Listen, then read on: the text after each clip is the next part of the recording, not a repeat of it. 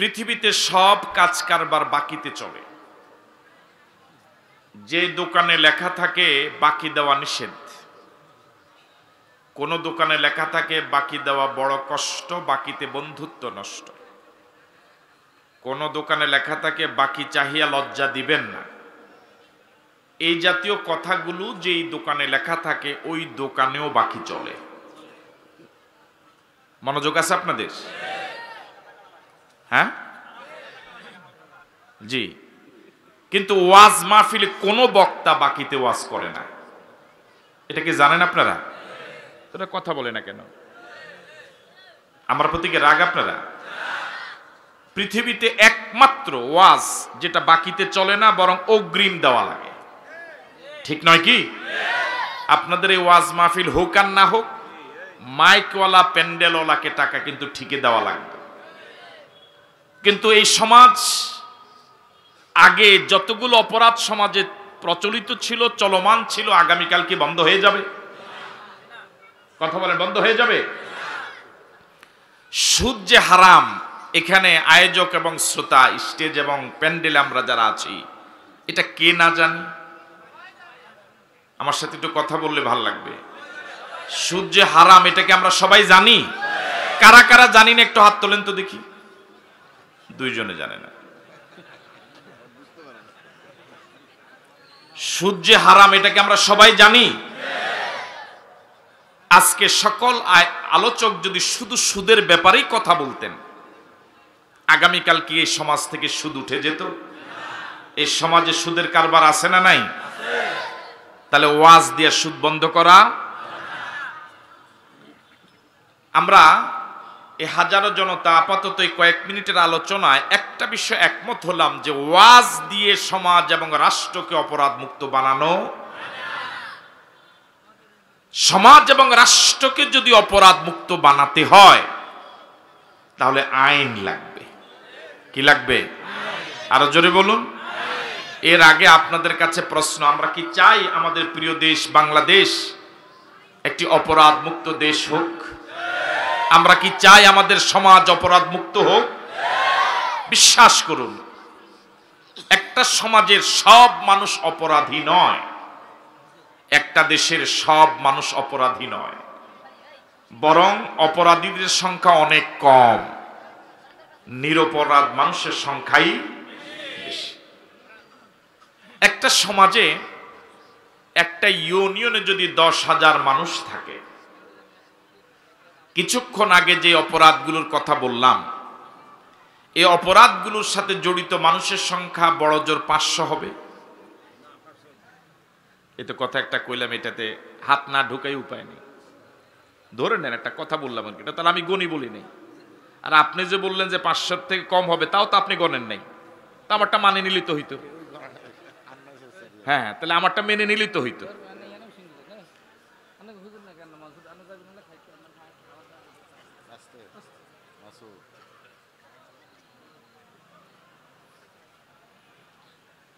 খাওয়ার ডাক পড়ছে। জি, ধরে নিলাম একটা সমাজে 10,000 মানুষের ভিতরে সর্বোচ্চ 500 মানুষ এই একটু আগে যে অপরাধগুলোর কথা বললাম সে অপরাধের সাথে জড়িত। ঠিক নয় কি? কিন্তু এই 500 অপরাধীর কারণে 9,500 নিরপরাধ মানুষগুলো আজ তাদের আরামের ঘুম হারাম হয়ে গেছে। ঠিক নয় কি? এই 500 অপরাধীর কারণে গোটা সমাজ, গোটা দেশ, গোটা পৃথিবী আজ নিরপরাধ মানুষগুলো একেবারে চরম অসহায় অবস্থায় বসবাস করে। ঠিক নয় কি? এই সমাজের যেই মুষ্টিময় কিছু অপরাধী মানুষ, ওরা কিন্তু আবার মাহফিলের আয়োজনও করে না, মাহফিল শুনতেও আসে না। তো কোন ওয়াজ দিয়ে আপনি ওদেরকে ভালো বানাবেন? তাহলে কি লাগবে? আরো জোরে বলেন, কি লাগবে? রাসূল করিম সাল্লাল্লাহু আলাইহি ওয়াসাল্লাম 13 বৎসর মক্কায় আবু জেহেলকে ওয়াজ করেছিলেন, করেন নাই? আবু জেহেল কি সোজা হয়েছিল? আরো জোরে বলেন, হয়েছিল? যে রাসূল আবু জেহেলকে এত দীর্ঘদিন ওয়াজ করে সোজা বানাতে পারলেন না, সে আবু জেহেলের যোগ্য উত্তরসূরি মুরিদ এবং খলিফা, যোগ্য কর্মী এখন কি পৃথিবীতে আছে না নাই? আরো জোরে বরং ওরা অনেক ক্ষেত্রে আবু জেহেল থেকেও এক ধাপ এগিয়ে। ঠিক আছে না কথা? আবু জেহেল এই যুগে আসতে পরে ও লজ্জা পেত, আমি তো তোদের থেকে অনেক পিছনে, তোরা তো আমার থেকে অনেক আগায়া। তো আপনি কোন ওয়াজ দিয়া সেই আবু জেহেলের কর্মীদেরকে সোজা বানাবেন? সোজা বানানো যাবে? সমাজ এবং রাষ্ট্রকে অপরাধ মুক্ত বানাবার জন্য আইন লাগবে। কি লাগবে? আরো জোরে বলেন, কি লাগবে? আমরা কি চাই আমাদের সমাজটা অপরাধ মুক্ত সমাজ হোক? সবাই চাই? কারা কারা চায় হাত তুলে দেখান। হাত না। আমরা দুইটা বিষয় একমত হলাম এই পর্যন্ত। আপনি এখন যাইেন না, বাদ পরে খাইন না। জি না, বসবো, অল্প সময় বসতে পারবেন ইনশাআল্লাহ, আল্লাহ সুস্থ করে দেবে ইনশাআল্লাহ। ওনার সাথে আমার পূর্ব পরিচয় নেই, তবু থাকলে ভালো লাগবে। জি, তাহলে আমরা একটা বিষয় একমত হলাম যে ওয়াজ দিয়া সমাজকে অপরাধ মুক্ত বানানো। দ্বিতীয়ত একমত হলাম যে সমাজকে অপরাধ মুক্ত বানাবার জন্য আইন লাগবে। কি লাগবে? এ ব্যাপারকে সবাই একমত? এবার আসুন, আইন দুই প্রকার, আল্লাহর আইন, মানুষের আইন। আছেন আপনার মাঠে না গেছেন গা? মানুষের জন্য মানুষের বানানো আইন, আর মানুষের জন্য আল্লাহর দেওয়া আইন। এবার বলুন তো দেখি, এই সমাজ এবং রাষ্ট্রকে, পৃথিবীকে অপরাধ মুক্ত বানাবার জন্য মানুষের বানানো আইন বেশি জরুরি না আল্লাহর দেওয়া আইন বেশি কার্যকর? তাও জোরে সবাই বলতে পারলেন না। কার আইন কার্যকর? মানুষের জন্য মানুষের বানানো আইন দিয়া সমাজ এবং রাষ্ট্রকে অপরাধ মুক্ত বানানো যাবে না, যাবে না, যাবে না। এই পৃথিবীতে মানুষ সমাজ এবং রাষ্ট্রকে অপরাধ মুক্ত বানাবার জন্য, শান্তি দেওয়ার জন্য চেষ্টা কম করে নেই। লেনিন, কার্ল মার্কস, মাও সেতুং অনেক সূত্র আবিষ্কার করেছে, পৃথিবীর মানুষকে শান্তি দিতে চরমভাবে ব্যর্থ হয়েছে। জাতিসংঘ প্রতিষ্ঠিত হয়েছিল পৃথিবীতে শান্তি দেওয়ার জন্য, জাতিসংঘ পৃথিবীকে শান্তি দিতে পারে নাই, বরং অশান্তির কারণ হয়ে দাঁড়িয়েছে। ঠিক নয় কি? সম্মানিত দিনী ভাইরা, যে মানুষ মানুষের জন্য আইন বানায়, ওই মানুষের আইন মানুষের জন্য এই জন্যই কার্যকর নয়। যারা আইন বানায় তারা নিজেরাও অপরাধের মহাসাগরে ডুবে আছে। তো যে নিজে অপরাধী, সে আরেকজনকে অপরাধ মুক্ত বানাবার জন্য আইন করার কোনো যোগ্যতাই তো তার নাই। বুঝতেছেন আমার কথা? এবার জবাব দিন, এই গোটা পৃথিবীর মানব সমাজ মালিক না গোলাম? তাও সবাই জবাব দিতে পারেনি। মালিক না গোলাম? কার গোলাম? শুধু গোলাম না, গোলামের ঘরের গোলাম। আমি যে যেই আল্লাহর গোলাম, আমার আব্বা আম্মা সে আল্লাহর গোলাম। ঠিক নয় কি? এই শব্দটা কি খুব বেশি খারাপ শোনা যায়? হ্যাঁ? এবার আপনাদের কাছে প্রশ্ন, আইন করা, বিধান করা, আদেশ করা, নিষেধ করা, এটা করো, এটা করো না, এদিকে যাও, এদিকে যেও না, এটা খাও, এটা খেও না, এই আদেশ করা, নিষেধ করার অথরিটি, যোগ্যতা, ক্ষমতা, এটা কি মালিকের হওয়া উচিত না গোলামের হওয়া উচিত? আরো জোরে বলেন। এই কথাটা বুঝার জন্য কি কামেল পাস করা দরকার? এমএ পাস করা দরকার? দাওরা পাস করা দরকার? কমন সেন্সের কমন বাদ দিয়া শুধু সেন্সও যদি থাকে, এই কথাটা বুঝতে অসুবিধা হওয়ার কথা নয়। তাহলে বলুন তো, আইন করার মালিক একমাত্র কে? আবার বলুন। আরো সুন্দর কথা হলো, মানুষ মানুষের আইন মেনে চলবে, এটা কি মানবতার জন্য ইজ্জতের না অপমানজনক? হ্যাঁ, অপমানের। মানুষ যদি আল্লাহর আইন মানে, এটা মানুষের জন্য ইজ্জতের। মানুষ যদি তার মতো আরেকজন মানুষের আইন মেনে চলে, এটা গোটা মানবতার জন্য সবচেয়ে বেশি অপমানজনক।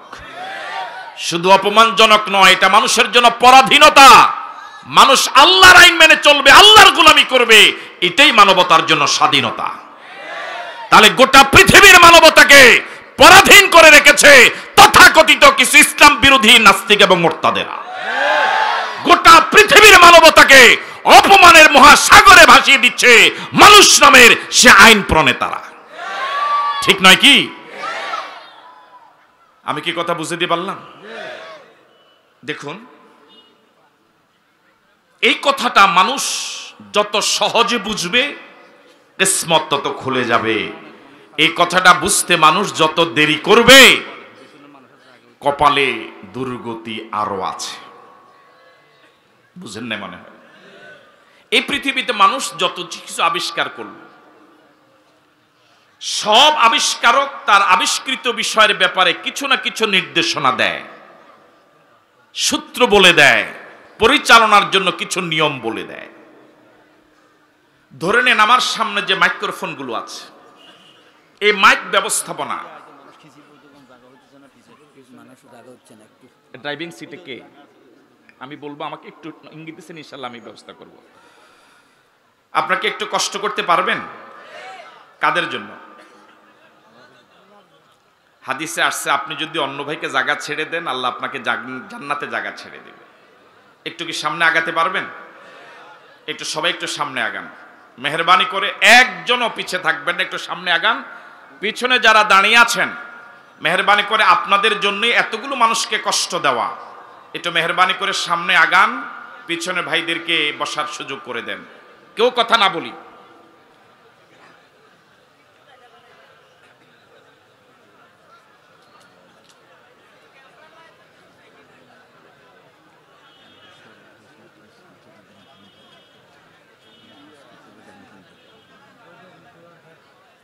যে আমরা বসে পড়ি, এই যে মাইক্রোফোনগুলো, মনোযোগ আছে আপনাদের? যারা বানালেন উনি নীতিমালা দিলেন, মাইক্রোফোনগুলো যদি সচল রাখতে হয়, মাইক ব্যবস্থাপনার সৃষ্টির যদি উদ্দেশ্য হাসিল হতে হয়, মাইক্রোফোন থাকবে আলোচকের সামনে, মুখের সামনে, হর্নগুলো থাকবে উপরে গাছের আগে অথবা বাঁশের মাথায়, এর তারের সংযোগ থাকবে মেশিনের সাথে, সুইচ অন হবে, আওয়াজ হবে। ঠিক আছে কথা? এখন আপনারা আমাকে মেহমান করে দাওয়াত দিলেন, আমি কামের পাস করেছি, এমএ পাস করেছি, ডিগ্রি পাস করেছি ঢাকা সিটি কলেজ থেকে, মাস্টার্স করলাম কুমিল্লা ভিক্টোরিয়া থেকে। আপনারা আমাকে মেহমান করে দাওয়াত দিলেন, কথা মনোযোগ দিয়ে শুনেন। আমি এখন বললাম যে না, মাইক্রোফোনগুলো লাগবে বাঁশ এবং গাছের আগায়, হর্নগুলো লাগবে বক্তার গলায়। এটার জন্য এটা নিয়ম না অনিয়ম? এই মাইকটা কি চলবে? এটা মাইকটা সচল না অচল? এটার জন্য কি এটা সঠিক রাস্তা না ভুল রাস্তা? আমার এই কথা কি আপনারা শুনবেন? কেন শুনবেন না? আমার নিয়মটা কি হয় নাই? কিন্তু যারা আজকে মাইক চালায় সম্ভবত ওরা কামেল পাস না, সম্ভবত এমএ পাস না, হয়তো লেখাপড়া জানে না, এরকমও থাকতে পারে। তাদেরকে ছোট করার জন্য বলি না, উদাহরণ হিসেবে বলছি। ওরা যদি সেখানে নিয়ম বলে দেয়, আপনি কি আমারটা মানবেন না ওদেরটা মানবেন? কেন মানবেন? ওরা নিয়ম জানে। ঠিক নয় কি? রেলগাড়ি কি চিনেন আপনারা? রেলগাড়ি সবাই বলে নাই, ও চিনে না, যুবকে দেখেন। রেলগাড়ি কি চেনেন? যারা রেলগাড়ি বানালেন তারা সিদ্ধান্ত দিলেন এটা সচল রাখতে হলে, চালাতে হলে 2 লাইনের লোহার এরকম সমান্তরাল রাস্তা লাগবে। যারা বিমান হেলিকপ্টার বানালেন তারা সিদ্ধান্ত দিলেন এটা চালাবার জন্য আকাশপথ লাগবে। যারা লঞ্চ স্টিমার বানালেন ওনারা সিদ্ধান্ত দিলেন এটা চালাবার জন্য নৌপথ লাগবে। যারা বাস ট্রাক বানালেন ওনারা সিদ্ধান্ত দিলেন এটা চালাবার জন্য স্থলপথ লাগবে। বলুন তো দেখি, এই বলে দেওয়া পথগুলো ওদের জন্য কি সঠিক পথ না ভুল পথ? আসতে বলেন, সঠিক পথ না ভুল পথ? আপনাদের এখানে বাস রাস্তা কতটুকু দূরে? কোন স্টেশন? কোন স্টেশন? চন্দ্রগঞ্জ, পরিচিত একটা স্টেশন, থানাই তো মনে হয়। চন্দ্রগঞ্জ বাস স্ট্যান্ডে একটা খুব ভালো মানের একটা ট্রেন গাড়ি কোনো না কোনো কারণে এখানে আসলো। এই মানের ট্রেন রেল গোটা দেশে আর এক পিসও নাই। ড্রাইভিং সিটে যিনি বসা তিনি খুবই বিজ্ঞ, প্রাজ্ঞ, অভিজ্ঞ একজন ড্রাইভার। এই ট্রেনটা চালাবার জন্য যে ফুয়েল দরকার, জ্বালানি দরকার, তেল দরকার, সেটাও পর্যাপ্ত আছে। এবার আপনাদের হাজারো জনতার কাছে প্রশ্ন, এই ট্রেনটা কি এই রাস্তায় চলবে? কেন, গাড়িটা কি সমস্যা আছে? তেল নাই? ড্রাইভার কি চালাইতে পারে না? সব ঠিক থাকার পরেও ট্রেনটাই রাস্তার জন্য অচল, যেহেতু রাস্তাটা ট্রেনের জন্য সঠিক রাস্তা নয়। কি রাস্তা? ভুল রাস্তা। কি রাস্তা? আরো জোরে বলেন, কি রাস্তা? এটা বুঝার জন্য কি কোনো শিক্ষা দীক্ষার প্রয়োজন আছে? একজন অশিক্ষিত মানুষ যে লেখাপড়া জানে না, দস্তখত দিতে জানে না, এমনকি টিপ দেওয়ার জায়গাও চিনে না, সেও যদি এখানে চন্দ্রগঞ্জ বাস রাস্তা ট্রেন দেখে, সে বলবে আল্লাহ এটা এখানে কা। ঠিক না? আপনারা 1000 মানুষ এই দৃশ্য দেখলেন। আপনারা তো আসছিলেন ওয়াজ শুনতে সুর দিয়া, আমি তো এখনো কথাই বলতেছি। আপনারা তো বলবেন পরে যে ওয়াজ তো হয়নি, সুরে কথা না হলো। এভাবে কথা বললে আয়োজকদেরকে গালিগালাজ করবেন না তো?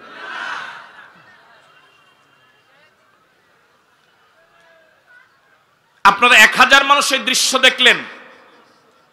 বাস রাস্তা যিনি ট্রেন গাড়ির ড্রাইভিং সিটে বসা, তিনি আপ্রাণ চেষ্টা করছেন এটাকে চালাবার জন্য। আপনারা কেউ ড্রাইভারকে সুস্থ বলবেন না পাগল বলবেন? আরো আসতে বলেন, মায়ের আসতে পারে। সুস্থ বলবেন না পাগল বলবেন? কিন্তু বিকল্প আরো 5000 মানুষ পাশে দাঁড়ানো, ওরাও ড্রাইভারকে সমর্থন করছে, ভোট দিচ্ছে, সাপোর্ট করছে। ভোট বুঝেন তো? কি দিচ্ছে? সাপোর্ট করছে যে চালা, আমরা আসি, প্রয়োজনে কি দিব? হ্যাঁ, প্রয়োজনে ধাক্কা দেব। আমরা দিনের কাজ রাত্রে করি, এই দেশে আমাদের কথায় উঠে এবং বসে। আমাদের আঙ্গুলের হেলুনিতে একবার উঠে আবার বসে। আমরা এই দেশের মাও, কথা কয় না কেন, আমরা মাও বাবাও, যা করা লাগে আমরা করব, তুই সালা। এই কথা শুনলেন, তাদের এই ভোট দেওয়াকে আপনারা দেখলেন 1000 মানুষ। আপনারা কি শুধু ড্রাইভারকে পাগল বলবেন, না যারা এই ড্রাইভারকে সাপোর্ট করলো, ভোট দিল, সমর্থন করলো, তাদেরকেও পাগল বলবেন? তাহলে পাগলকে যারা সমর্থন করে তাদেরকে সুস্থ মানুষেরা পাগল বলে।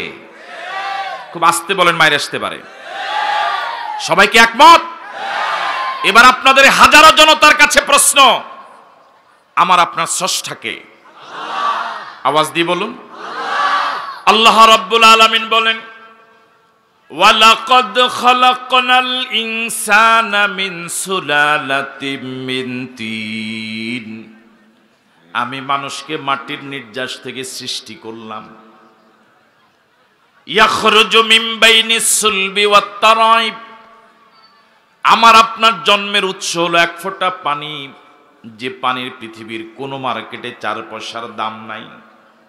ফ্রি দিলেও কেউ নিবে না। দুর্গন্ধযুক্ত পানি, নারী এবং পুরুষের দেহ থেকে বের হলে পরে গোসল ওয়াজিব হয়ে যায়। এমন এক ফোঁটা পানি পুরুষের পৃষ্ঠদেশ, নারীর বক্ষদেশ থেকে সবেগে নির্গত হওয়া পানি। আমার আপনার জন্মের শুরু হলো পানি দিয়ে। আল্লাহ রাব্বুল আলামিন আমাকে আপনাকে মায়ের যে স্থানে আমাকে আপনার সৃষ্টির সূচনা করলেন, যাকে আরবিতে রেহেম বলে, বাংলা যাকে জরায়ু বলে, চিকিৎসা বিজ্ঞানীরা বলেন স্বামী এবং স্ত্রীর মিলনের ফলে শুক্রাণু এবং ডিম্বাণু এর সংস্পর্শে জন্মের সূচনা। পুরুষের শুক্রাণু মিলনের ফলে জরায়ুর দিকে দ্রুত গতিতে যাওয়া শুরু করে। এই শুক্রাণু থেকে 1 জন নয়, 2 জন নয়, 1 লাখ নয়, 2 লাখ নয়, 1 কোটি নয়, 2 কোটি নয়, এই শুক্রাণু দিয়ে 20 কোটি বনি আদম সৃষ্টি হতে পারে। কয় কোটি? আরো জোরে বলুন। তিনি আমাদের এমন আল্লাহ, তিনি আমাদের এমন রব, তিনি আমাদের এমন মালিক, তিনি আমাদের এমন আল্লাহ। 20 কোটি শুক্রাণু রওনা হলো জরায়ুর দিকে, প্রতিযোগিতা শুরু হলো। মালিক 19 কোটি, 99,99,999টা শুক্রাণুকে তিনি জরায়ুতে যেতে দেন নাই, বরং জরায়ুতে যাওয়ার আগেই তিনি 19,99,99,999টা শুক্রাণুকে তিনি মেরে ফেললেন, অকার্যকর করে দিলেন। বরং আমি আবু নসর আশরাফি, আপনি আব্দুল সালাম, আব্দুর রহিম, লুৎফুর রহমান, সাইফুল্লাহ মনির, এই একটা শুক্রাণুকে জরায়ুর ভিতরে জায়গা দিয়ে মালিক আপন কুদরতে জরায়ুর মুখটা বন্ধ করে দিলে। জোরে বলেন আল্লাহু আকবার। এবার বলুন তো দেখি, আমার আপনার প্রতি মালিকের দয়া ছোট না বড়, কম না বেশি? এই শুক্রাণু থেকে 40 দিন গত হওয়ার পর আল্লাহ রাব্বুল আলামিন এবার এটাকে রক্তের টুকরা বানালেন। আবার 40 দিন গত হওয়ার পরে রক্তের টুকরাকে মালিক এবার গোশতের টুকরা বানালেন। ছোট্ট একটা বডি দিলেন, পুরাটাই গোশতের টুকরা, পুরাটাই গোশতের টুকরা, ছোট্ট একটা পুতুল বানালেন। এই অবস্থা যদি মালিক মায়ের গর্ভ থেকে খালাস করে দিতেন, আমি আপনি দুনিয়াতে কর্মক্ষম হতাম না, দাঁড়াতে পারতাম না, বসতে পারতাম না, দৌড়াতে পারতাম না। তিনি এমন দয়ালু আল্লাহ, তিনি এমন দয়ালু আল্লাহ, আমার আপনার ছোট্ট বডির ভিতরে যে জায়গায় যেমন দেওয়া দরকার, যে জায়গায় যতটা দেওয়া দরকার, পুরা বডির ভিতরে একটা নয়, দুইটা নয়, প্রয়োজন মাফিক 206টা হাড় যিনি দিলেন তিনি আল্লাহ। তিনি কে? আরো জোরে বলেন। আমার আপনার জানাও ছিল না কোন জায়গায় কেমন হাড় দরকার। এই হাতের 5 আঙ্গুল, সব আঙ্গুলের হাড় একরকম নয়। এটা কিছুটা খাটো, কিছুটা মোটা, এটা তার থেকে চিকন, এটা তার থেকে একটু লম্বা। একটু গবেষণা করেন, চিন্তা করেন, দেখবেন কত রুচিশীল আমার আল্লাহ। যেখানে যেমন দরকার সবগুলো যদি তিনি মোটা বানাতেন দেখতে বিশ্রী লাগতো, সবগুলো যদি তিনি চিকন বানাতেন দেখতে অসুন্দর লাগতো। তিনি মালিক, যেখানে যেমন দেওয়া দরকার কি চমৎকার করে মাথার তালু থেকে পায়ের তালু পর্যন্ত পুরো বডিটাকে তিনি সাজালেন। 206টা হাড়ের ভিতরে প্রয়োজন মাফিক তিনি 360টা জয়েন্ট দিলেন, জোড়া দিলেন, গিরা দিলেন। কি বলে?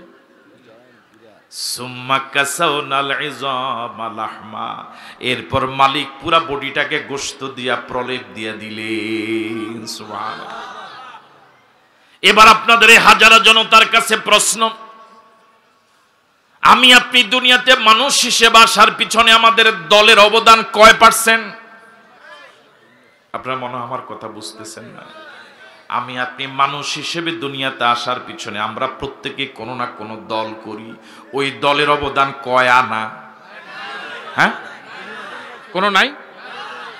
আমরা যে যে পীরের মুরিদ বলুন তো দেখি, মানুষ হিসেবে দুনিয়াতে আসার পিছনে পীরের অবদান কয় আনা? নাই। 16 আনা অবদান কার? দলের কাছে আমার কদর বেড়েছে যখন দলের ডাকে মিছিলে যাওয়ার উপযোগী হয়েছি। কথা কয় না কেন? দলের কাছে আমার কদর বেড়েছে যখন দলের নেতার কথায় অন্যের মাথায় বাড়ি দেওয়ার বয়স হয়েছে। দলের কাছে আমার কদর বেড়েছে যখন দলের নেতার আদেশে অন্যের বাড়িতে, অন্যের দোকানে আগুন দেওয়ার, অন্যের জায়গা অফিস দখল করার যখন আমি উপযোগী হয়েছি। পীরের কাছে আমার কদর বেড়েছে যখন পীরকে দেখা সাক্ষাৎ করতে গিয়ে মোটা অঙ্কের হাদিয়া দেওয়ার উপযোগী হয়েছি। যেদিন আপনি অসুস্থ হয়ে বিছানায় শুয়ে থাকবেন, নড়াচড়া করতে পারবেন না, যে কর্মীরা আপনার হাতের কর্মী ছিল, যে নেতারা আপনার হাতের গড়া নেতা ছিল, ওই কর্মী এবং নেতারা আপনার বাড়ির সামনে দিয়ে মিছিল করে যাবে, আপনার খবরও নিবে না, আপনি সুস্থ না অসুস্থ দেখতেও আসবে না। পীরকে যত হাদিয়া দিতে পারেন ততই পীরের কাছে আপনি ভালো। যেদিন আগের মতো আর হাদিয়া দিতে পারবেন না, আন্তরিকতার কমতি না থাকলেও আগের মতো আর কদর পাওয়া যাবে না। বক্তার কাছে আপনার কদর, বক্তাকে যদি দাওয়াত দিতে পারেন, ভালো মানের খাওয়াতে পারেন, হুন্ডার বহরে রিসিভ করাতে পারেন, মোটা অঙ্কের হাদিয়া দিয়ে বিদায় করতে পারেন, যদি ভালো মানের খাওয়া দাওয়ার পরেও যদি ভালো মানের হাদিয়া দিয়ে বিদায় করতে না পারেন, বক্তার কাছে আপনি ভালো না। কথা কয় না কেন? ঠিক আমার ভাইয়েরা বলুন তো দেখি, আমার আপনার দুনিয়াতে মানুষ হিসেবে আসার পিছনে 16 অবদান কার? আমি আপনি যখন মায়ের গর্ভে চরম অসহায়, পৃথিবীর কেউ আমার খবর নেয় নাই, দল আমার খবর নেয় নাই, পীর আমার খবর নেয় নাই, পৃথিবীর কেউ আমার পাশে দাঁড়ায় নাই। আমি যখন চরম অবহেলিত অবস্থা মায়ের গর্ভে, তখনও যিনি ভুলে যান নাই তিনি আর কেউ নন, তিনি হলেন আমাদের আল্লাহ। আওয়াজ দিয়ে বলুন আল্লাহ, আরো জোরে বলুন আল্লাহ, আরেকবার বলুন আল্লাহ। ও যুবক, এমন আল্লাহকে কেমন করে ভুলে যাও? ও যুবক, ও কলিজার টুকরা যুবক, কেমন করে এমন আল্লাহর বিরোধী মিছিলে তুমি যাও? যে মিছিলে গেলে আমার আল্লাহর নাম নেওয়া যায় না, এমন মিছিলের সদস্য তুমি কেমন করে হও? এমন বৈঠকের সদস্য তুমি কেমন করে হও যে বৈঠকে আমার এমন দয়ালু আল্লাহর নাম নেওয়া যায় না? তুমি তোমার জন্মের ইতিহাস আবার নতুন করে একটু চিন্তা করো, আবার নতুন করে একটু কল্পনা করো। এখন গুগলে চার্জ দিলে পরে মানুষের জন্মের ইতিহাস পাওয়া যায়। গুগলে চার্জ দিয়ে তুমি তোমার জন্মের ইতিবৃত্ত একটু গবেষণা করো, আধা ঘন্টা একটু সময় দিয়ে তুমি চিন্তা করো, তখন তোমার মাথাটা তোমার অজান্তেই সিজদায় পড়ে যাবে, লুটে পড়বে। তখন তোমার কাছে মনে হবে আসলে আল্লাহ ছাড়া আপনার কেউ নাই পৃথিবীতে, যা আছে সব স্বার্থপর, সব স্বার্থপর, সব স্বার্থপর। গোলামি করা লাগবে কার? আরো জোরে বলেন কার? শুরুর কথা কি মনে আছে আপনাদের? এই অশান্ত পৃথিবীকে শান্ত করার জন্য কার আইন লাগবে? আগের কথা কি মনে আছে আপনাদের? এবার আমরা উদাহরণ দিয়েছিলাম ট্রেন গাড়ির, অন্যান্য গাড়িগুলোর। বাস রাস্তা, ট্রেন গাড়ি দেখলে এই ট্রেনের জন্য রাস্তাটা সোজা রাস্তা না ভুল রাস্তা? সঠিক রাস্তা না ভুল রাস্তা? এবার আপনাদের হাজারো জনতার কাছে প্রশ্ন, আমাকে আল্লাহ রাব্বুল আলামিন, আপনাকে আল্লাহ রাব্বুল আলামিন সৃষ্টি করার পর তিনি কোনো পথ কি বলে দেন নাই? নাকি আন্দাজি খামোখা কোনো ময়দানে আপনি ছেড়ে দিয়েছে? তিনি কি আমার আপনার চলার জন্য কোনো পথ বলে দেন নাই? তিনি কি কোনটা সঠিক রাস্তা, কোনটা ভুল রাস্তা, কোনটা জান্নাতের রাস্তা, কোনটা জাহান্নামের রাস্তা, কোন রাস্তা চললে অপরাধ মুক্ত সমাজ এবং রাষ্ট্র বানানো যাবে, এই কথা কি আমার মালিক বলে দেয় নাই? আল্লাহ রাব্বুল আলামিন কোরআন মজিদে বলেন, ফাইম্মা ইয়াতিয়ান্নাকুম মিন্নি হুদান ফামান তাবিআ হুদায়া ফালা খাউফুন আলাইহিম ওয়ালা হুম ইয়াহজানুন। আমার পক্ষ থেকে তোমাদের কাছে একটা হুদা যাবে, একটা নীতিমালা যাবে, একটা সংবিধান যাবে। ওই নীতিমালা অনুযায়ী যে ব্যক্তি, পরিবার এবং সমাজ, রাষ্ট্র চালাবে, চলবে, তাদের দুনিয়াতে কোনো চিন্তা নাই, পরকালও কোনো ভয় নাই। সেই নীতিমালার নাম কি? আরো জোরে বলেন, সেই নীতিমালার নাম কি? রাসূল করিম সাল্লাল্লাহু আলাইহি ওয়াসাল্লাম মক্কা 13 বছর দাওয়াত দিয়েছিলেন, ওয়াজ করেছিলেন, সমাজকে অপরাধ মুক্ত সার্বিকভাবে বানাতে পারেন নাই। মক্কার জনগণ রাসূলকে রাষ্ট্রপ্রধান হিসেবে মেনে নেয় নাই। রাসূলের দেওয়া আইন সমাজ চালাতে তারা সহযোগিতা করে নাই। কিন্তু রাসূল যখন মদিনায় গেলেন, মদিনার জনগণ রাসূলকে রাষ্ট্রপ্রধান হিসেবে মেনে নিলেন। রাসূল এখন যা বলে তা দিয়ে সমাজ চলে, রাষ্ট্র চলে। ওই সংবিধান দিয়ে, আল্লাহর দেওয়া সংবিধান দিয়ে মদিনা চলা শুরু হলো। চুরি ডাকাতি বন্ধ হয়ে গেল, জেনা ব্যভিচার বন্ধ হয়ে গেল, সন্ত্রাস মাদক সব বন্ধ হয়ে আল্লাহর নবী যে রাষ্ট্রপ্রধান ছিলেন, তার নেতৃত্বে কোরআনের দিয়ে যে রাষ্ট্র তিনি চালিয়েছিলেন, ওই রাষ্ট্র সম্পর্কে আজ থেকে ১৫০০ বছর আগে রাসূল ঘোষণা করলেন, খায়রুল কুরুনি কারনি, আমার রাষ্ট্রটা পৃথিবীর শ্রেষ্ঠ রাষ্ট্র। ১৫০০ বছর গুজরে গেল। এই ১৫০০ বছরে মানুষ মঙ্গলে গেল, চাঁদে গেল, কত কিছু আবিষ্কার করলো, অর্থনৈতিকভাবে মানুষ কত সমৃদ্ধ হলো, কিন্তু আজ পর্যন্ত পৃথিবীর কোন রাষ্ট্রপ্রধান ১৫০০ বছর আগে রাসূলের করা সেই চ্যালেঞ্জ মোকাবেলা করতে পারে না। বুঝতেছেন আমার কথা? রাসূল মদিনার যে কোরআন দিয়ে চালিয়েছিলেন, সেই কোরআন এখন আমার আপনার কাছে আছে না নাই? আমাদের প্রত্যেকের বাড়িতে আছে না নাই? এখন কোরআন দিয়ে শুধু নামাজ পড়ি। এই যে রমজান মাস আসছে, খতমে কোরআন খতম করে তারাবি পড়ার হিড়িক পড়ে যাবে। কথা বলেন ঠিক নয় কি? অবশ্যই ভালো, কিন্তু এই সমাজ, এই কোরআন দিয়ে সমাজ চালাবার জন্য মানুষ পাওয়া যাবে না। ঠিক নয় কি? আশ্চর্যজনক হলেও সত্য যে মুসল্লি কোরআন দিয়া নামাজ পড়ে, যে মুসল্লি খতমে কোরআন দিয়া তারাবি পড়ার জন্য আন্দোলন করে, মোটা অঙ্কের হাদিয়া দেয়, ওই মুসল্লিদের সিংহভাগ মুসল্লি এই কোরআন দিয়ে সমাজ চলুক এই আন্দোলনের বিরোধিতা করে। এগুলো সব অন্য দেশে, আমেরিকা, আমগো বাংলাদেশে নাই। না নাই এ দেশে। আমরা যে একটু বেজার বেজার লাগে নাকি? কি অবাক করা কথা! কোরআন দিয়ে নামাজ পড়তে ভাল লাগে, কোরআন দিয়ে সমাজ চালাইতে খুব খারাপ লাগে, ঠিক নয় কি? আরো দুর্ভাগ্যজনক হলো সত্য, ওরা কোরআনের সমাজের আন্দোলন তো করেই না, বরং যারা জমিন আল্লাহর, আইন চলবে আল্লাহর, এই কথা যারা বলে তাদেরকে ওরা দেশ বিরোধী বলে, মানবতা বিরোধী বলে, ওদেরকে ওরা জঙ্গি বলে, ওদেরকে ওরা স্বাধীনতা বিরোধী বলে।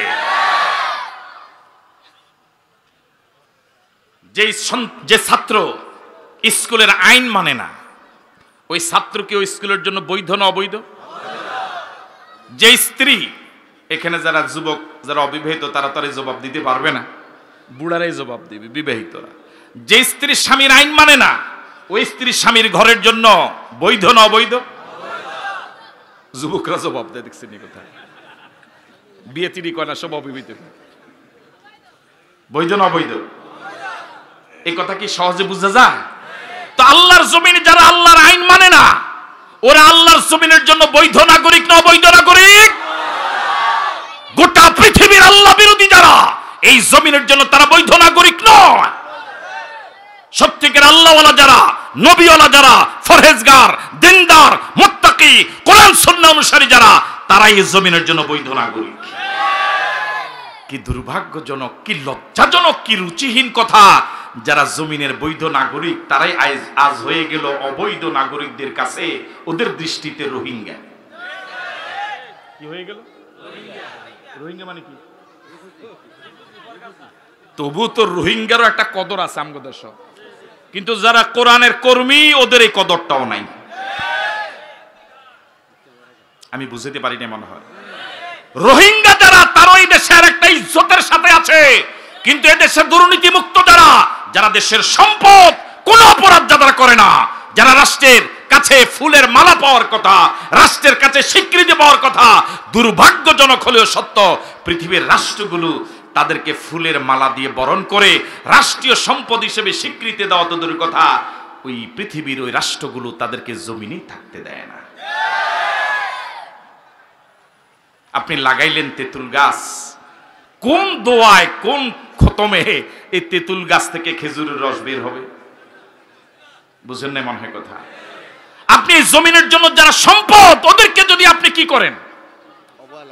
অবহেলা করেন, তাহলে এই জমিন থেকে ভালো সন্তান উৎপন্ন হবে না। তো জমিন তো কি বলে এটাকে, অপরাধ মুক্ত হবে না, ঠিক নয় কি?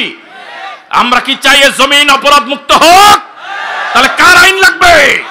আমরা কি চাই আমাদের বাংলাদেশ আল্লাহর কোরআন আইনে চলুক? কারা কারা চাই দু হাত তুলে দেখায়।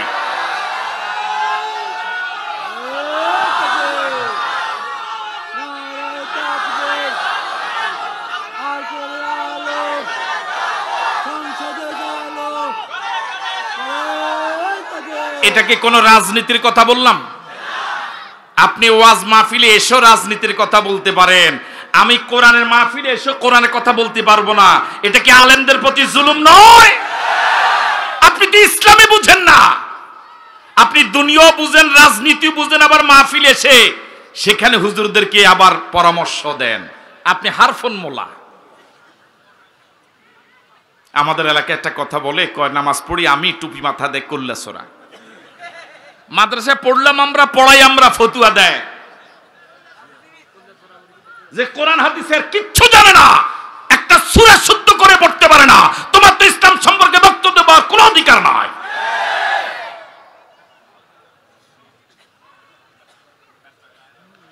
রাসূল করিম সাল্লাল্লাহু আলাইহি ওয়াসাল্লাম যে রাষ্ট্র চালালেন, রাসূল ঘোষণা করলেন এমন একটা সময় আসবে সানা থেকে হাজারা মাউত পর্যন্ত, তখন আরবের দুই প্রান্ত সীমা আমাদের দেশের যেমন টেকনাফ থেকে তেতুলিয়া। আল্লাহ রাসূল বললেন, গভীর রজনীতে চাঁদের সৌন্দর্যকে হার মানা এমন সুন্দরী রূপসী ষোড়শী যুবতী নারী একা হেঁটে যাবে সানা থেকে হাজারা মাউত পর্যন্ত। কোন পুরুষ খারাপ নজরে তার দিকে তাকাবার সাহস পাবে না। এখন জমিনে জেনা ব্যভিচার আছে না নাই? বিশ্বাস করুন আর নাই করুন, সাগরের গভীর জলরাশির ভিতরে জলজ প্রাণীগুলো, মাছগুলো যেভাবে ডুবে আছে, গোটা পৃথিবী জেনার মহাসাগরে ভাবে ডুবে আছে।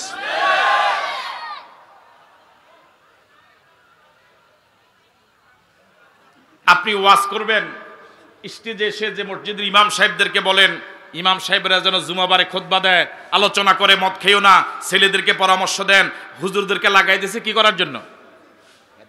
মানে কনভিন্স করার জন্য। ভালো কথা, কিন্তু এটা তো সঠিক রাস্তা নয়। সঠিক রাস্তা হলো আল্লাহ রাব্বুল আলামিন বলেছেন, ইন্নাস সালাতা তানহা আনিল ফাহশাই ওয়াল মুনকার, নিশ্চয় নামাজ পাপাচার অশ্লীলতা থেকে বিরত রাখে।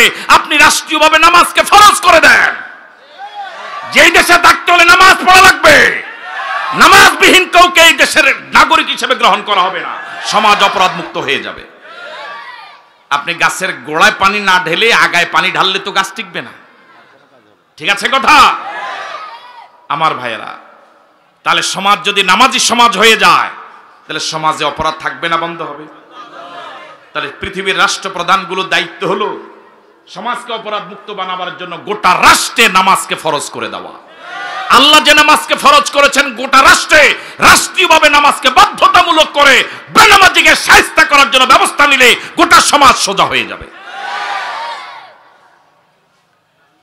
আমার ভাইয়েরা, রাসূল করিম সাল্লাল্লাহু আলাইহি ওয়াসাল্লাম যে রাষ্ট্র ব্যবস্থা চালালেন, জারি করলেন, ওই রাষ্ট্র ব্যবস্থাপনায় সব অপরাধগুলো বন্ধ হয়ে গেল, ইনসাফপূর্ণ ন্যায় বিচার প্রতিষ্ঠিত হলো, মানুষ জুলুমের শিকার হওয়া থেকে আমার ভাইরা রেহাই পেল।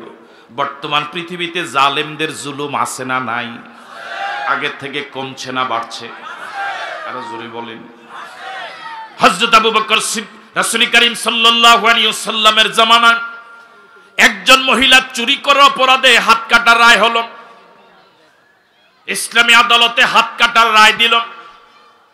বংশধর মহিলা সাহাবায়ে কেরামের রায় শুনে বিব্রত হলেন। একজন বংশধর মহিলার হাত কাটা যাবে, কিন্তু আল্লাহর নবীর কাছে এই মহিলার পক্ষে সুপারিশ করার সাহসও কেউ করছিলেন না। আল্লাহর নবীর নাতি উসামা রাদিয়াল্লাহু তাআলা আনহুকে সাহাবায়ে কেরাম কয়েকজন রাজি করালেন। আল্লাহর নবীর কানে কথাটা অন্তত পৌঁছাবার জন্য উসামা রাদিয়াল্লাহু তাআলা আনহু ছোট মানুষ, তিনিও রাজি হয়ে গেলেন। দাদা এবং নানাদের সাথে নাতিদের খুব ভালো একটা মধুর সম্পর্ক থাকে, এই সম্পর্কটাকে তারা কাজে লাগাবার চেষ্টা করলেন। নাতি উসামা আল্লাহর নবীর কাছে গেলেন, কানে কানে গিয়ে আল্লাহর নবীকে বললেন, না না, বংশধর মহিলা হাত কাটা যাবে না। আল্লাহর রাসূলের এই কথা বুঝতে বাকি থাকলো না। এই কথাটা উসামার কথা নয়, এটা কেউ না কেউ তাকে শিখিয়ে দিয়েছে। আল্লাহ নবী প্রচন্ড রাগ করলেন, জ্বালাময় এক ভাষণ দিলেন। আল্লাহ নবী বললেন, কুরাইশ বংশের মহিলা চুরি করেছে, অপরাধে হাত কাটার রায় হলো, তার পক্ষে সুপারিশ করার জন্য আমার আদরের নাতি উসামাকে আমার কাছে পাঠিয়েছ। শুনে রাখো, আমার কলিজার টুকরা জান্নাতি মহিলাদের সরদারিনী ফাতেমা রাদিয়াল্লাহু তাআলা আনহা যদি চুরি করত, রায় হাত কাটার হতো, আমি বাবা নিজ হাতে আমার মেয়ের হাত কেটে দিতাম। আজ সমাজের নিরপরাধ মানুষগুলো কত যে জুলুমের শিকার। যারা মাজলুম তারা বিচার পাওয়া তো দূরের কথা, পৃথিবীর অধিকাংশ মাজলুম মানুষেরা তার প্রতি যে জুলুম হয় কথাটা বলার মতো লোকও পাওয়া যায় না। ঠিক নয় কি? বর্তমানে ইসরায়েলের জুলুমের কারণে গাজার নারী পুরুষ শিশু বৃদ্ধ মাটির সাথে মিশিয়ে দেওয়া হচ্ছে। ওদের পক্ষে পৃথিবীর কেউ নাই, ওদের পাশে দাঁড়াবার মতো কেউ নাই। ওদের প্রতি যে এরকম জুলুম হয়, পৃথিবীতে এত মুসলমান, ওদের পাশে দাঁড়াবার মতো কেউ নেই। গ্রাম অঞ্চলে কত অসহায় মানুষ, তার জায়গা আরেকজন দখল করে নিয়েছেন, সে আরেকজনের কাছ থেকে টাকা পায়, বছরের পর বছর টাকার পিছনে ঘুরে পায় না, সঠিক বিচার পায় না। আজ সারা পৃথিবী কেন যেন জালেমদের স্বর্গরাজ্য হয়ে গেল। মাজলুমদের অবস্থা যায় যায়, এই গোটা পৃথিবীর মাজলুমদের জন্য আমার ভাইয়েরা আবার ঘুরে দাঁড়াবার জন্য, মাজলুমদের পক্ষে আবার পৃথিবীর জোয়ার সৃষ্টি হওয়ার জন্য জালেমদেরকে পৃথিবীর জমিন থেকে শাস্তি দিয়ে সোজা অথবা বিদায় করার জন্য বিকল্প কোনো রাস্তা নাই, একমাত্র রাস্তা হলো কোরআন এবং সুন্নাহ। হযরত আবু বকর সিদ্দিক রাদিয়াল্লাহু তাআলা আনহুর খেলাফত কালে প্রধান বিচারপতির আসনে বসা হযরত ওমর ফারুক রাদিয়াল্লাহু তাআলা আনহু, হযরত ওমর ফারুক রাদিয়াল্লাহু তাআলা আনহু প্রধান বিচারপতি। অনেক দিন পর্যন্ত প্রধান বিচারপতির চেয়ারে তিনি দায়িত্ব পালন করার পর একটা সময় খলিফা আবু বকর সিদ্দিক রাদিয়াল্লাহু তাআলা আনহুর কাছে গিয়ে তিনি পদত্যাগ পত্র পেশ করতে চাইলেন। আবু বকর সিদ্দিক রাদিয়াল্লাহু তাআলা আনহু নরম মানুষ, হযরত ওমর গরম তবিয়তের মানুষ। হযরত আবু বকর চিন্তা করলেন নিশ্চয়ই কারো না কারো সাথে হযরত ওমরের মনোমালিন্য হয়েছে, কেউ না কেউ হযরত ওমর সাথে হয়তো দুর্ব্যবহার করেছে, রাষ্ট্রের কোনো কর্মকর্তার আচরণে হয়তো হযরত ওমর পদত্যাগ করতে ইচ্ছে ব্যক্ত করছেন। হযরত ওমর ফারুক রাদিয়াল্লাহু তাআলা আনহু বললেন, খলিফাতুল মুসলিমিন, এরকম কোনো কারণ নয়, কেউ আমার সাথে দুর্ব্যবহার করেছে, কারো আচরণে আমি পদত্যাগ করার সিদ্ধান্ত নিচ্ছি, বিষয়টা এমন নয়।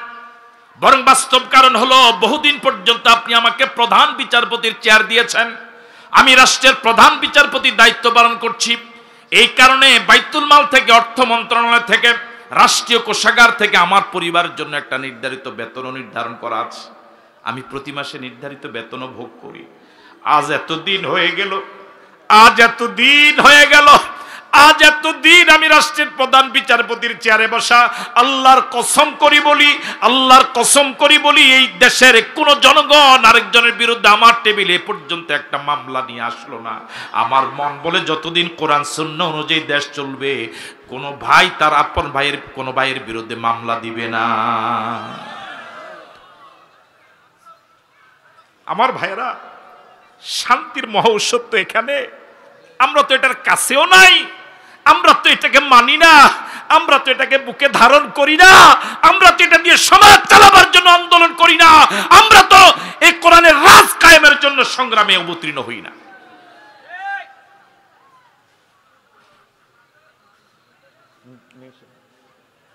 হুজুরকে নিয়ে আসেন। আমার ভাইয়েরা, হযরত ওমর ফারুক রাদিয়াল্লাহু তাআলা আনহু অর্ধ পৃথিবীর সরকার প্রধান। যে ওমর সম্পর্কে আল্লাহর নবী বললেন, আমার পর আর কোন নবী আসবে না, কোন রাসূল আসবে না, লা নাবিয়্যা বাদি ওয়ালা রাসূলা, আমার পর আর কোন নবী আসবে না, কোন রাসূল আসবে না। আমার পর আল্লাহ যদি আর একজনকে নবুয়ত দিতেন, লাকানা ওমর, তিনি হতেন ওমর। সে ওমর অর্ধ পৃথিবীর সরকার প্রধান। দিনের বেলা সচিবালয় চালান, সংসদ চালান, রাতের গভীর অন্ধকারে দেশের জনগণের অবস্থা দেখার জন্য সরজমিনে নেমে পড়েন। একদিন গভীর রজনীতে এক বাড়ির পাশ দিয়ে হযরত ওমর ফারুক রাদিয়াল্লাহু তাআলা আনহু যাচ্ছিলেন। হঠাৎ নজরে পড়ল ওই বাড়ির যিনি মালিক, তিনি বাড়ির সামনে আনমনা হয়ে পায়চারি করছেন, হাঁটাহাঁটি করছেন। বড্ড দুশ্চিন্তাগ্রস্ত বলে মনে হলো। হযরত ওমর ফারুক কাছে গেলেন, সালাম বিনিময় হলো। জিজ্ঞেস করলেন, আল্লাহর বান্দা, গভীর রজনীতে বাড়ির সামনে এভাবে একাকে হাঁটছেন কেন? হযরত ওমর ছদ্মবেশী ছিলেন, এই জন্য বাড়ির মালিক হযরত ওমরকে তখনও চিনতে পারে নাই। হযরত ওমরের প্রশ্নের জবাবে বাড়ির মালিক বললেন, আপনাকে বলে লাভ কি, আমি বড্ড পেরেশানিতে আছি। হযরত ওমর বললেন, আমার কাছে বলে দেখুন না, লাভ হতেও তো পারে। লোকটা এই সুযোগটা কাজে লাগিয়ে বললেন, আল্লাহর বান্দা, আমার স্ত্রীর প্রচন্ড প্রসব বেদনা উঠেছে, সন্তান সম্ভব প্রসব বেদনা শুরু হয়েছে, ঘরে আমি এবং ও ছাড়া বিকল্প তৃতীয় কেউ নাই। প্রসব বিষয়ে আমার কোনো অভিজ্ঞতা নাই, এই বিষয়ে আমার কিচ্ছু জানা নাই। আমি এখন করবোটা কি, এই বিষয়ে তাকে সহযোগিতা করার কোনো জ্ঞান আমার নাই। আমি বাড়ি থেকে বেরিয়ে গিয়েছি, কোনো অভিজ্ঞ নার্স অথবা ধাত্রী পাই কিনা তার সন্ধানে। আমি আমার স্ত্রীর এই কষ্টটা আমার সহ্য হচ্ছে না, এই জন্য দ্রুত গতিতে বাড়ি থেকে বের হয়ে গেলাম। হযরত ওমর ফারুক বলেন, আল্লাহর বান্দা, একটু অপেক্ষা করেন, আমি দেখি কোনো ধাত্রী নিয়ে আসতে পারি কিনা। হযরত ওমর দৌড়ালেন, দৌড় দেওয়া শুরু করলেন। অল্প সময় পরে নিজের বাড়িতে চলে গেলেন, প্রিয়তমা স্ত্রীকে জাগালেন, সাথে করে দ্রুত তার সাথে নিয়ে আসলেন। বাড়ির মালিক পুরুষকে বললেন, আল্লাহর বান্দা, আপনি এই মহিলাকে একটু ঘরে যাওয়ার অনুমতি দেন। মহিলাকে, হযরত ওমর ফারুক রাদিয়াল্লাহু তাআলা আনহুর স্ত্রীকে যাওয়ার অনুমতি দেওয়া হলো। কিছুক্ষণ পর হযরত ওমর ফারুক রাদিয়াল্লাহু তাআলা আনহুর স্ত্রী হযরত ওমরকে বললেন, প্রিয়তম স্বামী, আপনার বন্ধুকে শুভ সংবাদ দিন, আল্লাহ রাব্বুল আলামিন তাকে একটা পুত্র সন্তান দান করেছে। সুবহানাল্লাহ বললেন। আপনার এখানে নাই মনে হয়। হযরত ওমর ফারুক রাদিয়াল্লাহু তাআলা স্ত্রীর কাছে আসলেন। ওই লোকটা মনে মনে ভাবলেন, আমার দেশের সরকার প্রধান খাত্তাবের ছেলে ওমর না হইয়া এই লোকটা যদি আমার দেশের রাষ্ট্রপ্রধান হতো তাহলে জনগণের কতই না উপকার হতো। আসলে তিনি তো ওমর। আল্লাহু আকবার বলবেন। আজ গোটা পৃথিবীর জন্য এমন একজন ওমর দরকার। আজ গোটা পৃথিবীর এই জালেমদেরকে শাস্তি দেওয়ার জন্য, এই মাজলুমদের পাশে দাঁড়াবার জন্য একজন ওমর দরকার। আল্লাহ তোমার কাছে হাজারো জনতা নিয়ে ফরিয়াদ করি, আল্লাহ তুমি বলেছো নবী আসবে না, আমরা বিশ্বাস করি আর কোনোদিন পৃথিবীতে নবী আসবে না, কিন্তু তুমি তো কোথাও এ কথা বলো নাই যে ওমর আর আসবে না।